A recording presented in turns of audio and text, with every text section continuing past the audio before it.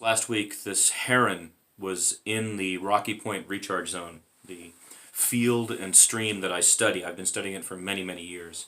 And the last several years I've been filming it aggressively, taking cameras with me.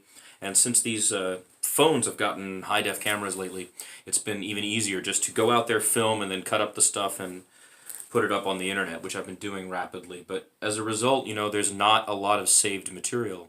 I can't, in the case of doing one of these field pieces, bring all the video back and compose a story, but I've been really wanting to. And this is something I used to do before when I had a camera, because with the camera, I would load it into a computer, and then I would use software and I would cut it up, and it would be more, thought process going into it, and up it would go. And I do that occasionally, but with these field videos, it's a different experience. Nature gives me a narrative. I walk into the field and go for a hike, and I look around. I'm as observant as I can be, and I see something that I have not seen before or that is unusual, and I go to look at it, and now I'm on its time. This was the case with the catfish a couple of years ago, last summer, when there was that tiny little pond, no bigger than this room actually, and these catfish started to spawn in there because they were stuck. The drought had kept them in this pond. So now I was able to film these catfish spawning. But once you pull a thread like that in nature, if you are committed, like I am as a naturalist and someone who cares about what it is I'm observing in the world around me, then you're now stuck. For 5 days I had to film those catfish. It was crazy. So now it was this great blue heron, which you should go check out the video playlist that I did make. It's called Last Day of a Great Blue Heron, and it's got about a half an hour's worth of videos, but it's crazy what happened, right? I came upon this thing, and it was just on the side of the creek. It was unable to move. It was clearly injured in some way. When I couldn't really approach it because there was water between us, but you can see that it's broken its foot, down below here, and you'll see that in just a second as it starts to move. I ended up finding out that, okay, well, what's going on with this bird? So you can see there the left leg is clearly broken. So I made a playlist that you guys can check out. It has the videos. It ended up being the last day of this great blue heron. And I came to the studio today still thinking about it, and I was reflecting on how so much of my surroundings is images of stuff, this computer full of images of things, and the terabyte drive that has animals and birds and objects and museums and art all over the world from decades, tens of thousands of images, and I'm surrounded by so many of them, Geronimo or George Washington, Miles Davis, constantly surrounding myself with things to keep my mind active and that I'm either working on actively as a collage artist or as an artist, or things that I made in the past. And this is my normal studio. And one of the things I realized as I walked up to the door today was kind of shocking, and that is, in light of what had just happened, the very first piece of imagery I ever put in the studio was because, of course, I needed something to cover the window here. The neighbors don't put anything on their doors. I'm a collage artist. It's a very busy scene. But the very first image I ever put up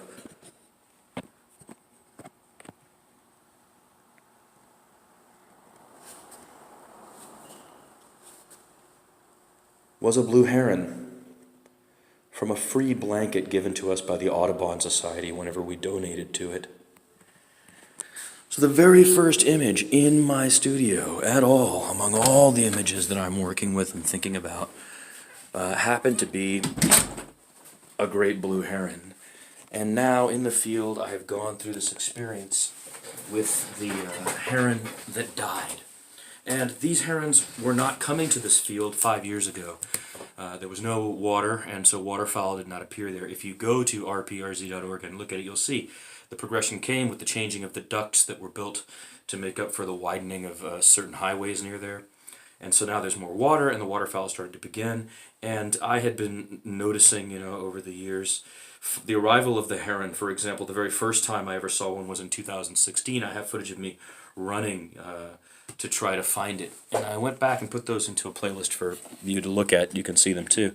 And I noticed that the way I sound when these guys are are coming. The first time I'm ever hearing them or seeing them, it was like... That is an egret or a heron. That's what's going over there. It might be the heron. Oh my god, it is. It is the heron. The heron has come. Like, it was so exciting to see a heron that had not come to the field yet. Or if it had, I wasn't able to be there, right?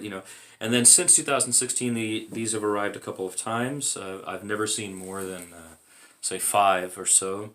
They are solitary hunters, and they see the lake or stream from above when the sunlight shines on it, and they come down to feed on the frogs and the crustaceans and so on. And so my observation of this heron was unusual because I did not expect when I pulled the thread of this thing that where it would end up would be with a dead heron. And it did die, and I went to go find it. And on the last day, I went and found the carcass of the bird, and I made sure it was dead. And the way I made sure it was dead was without affecting it. I waved my hand over its eye. I went extremely physically close to it. I waited and sat next to the carcass for 15 minutes quietly behind it where it could not see me. Did not move. I took a stick at the very end and I gently touched it. Did not move. It was clearly dead.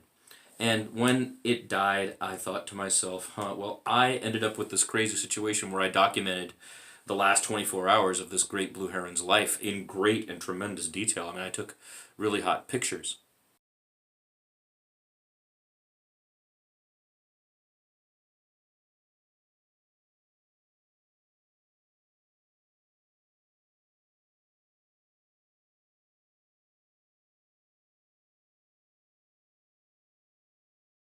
Situation where I didn't know really how it was going to end up. I do think that in nature, many things end abruptly, and they often end either in an anticlimactic way or in a way that you can't expect, or in a way that's violent or not orderly in the manner that I think human beings seek. So after it had died, I left it, and I went away and told myself I was going to come back after several hours to see whether or not any animal had come to feed on it, to see how it would be processed in the first few hours after it was dead in this environment. And so I went hiking back and I had the camera on, and when I got there I found something very strange. If you haven't seen it, you can see it at the very end of the video that's marked Epilogue. That's the title of this one. And this crazy thing sort of happened when I got to the carcass. Looks to me like someone came and killed it. It was already dead. Put a stone on its head. Who do you think did that? That's unusual.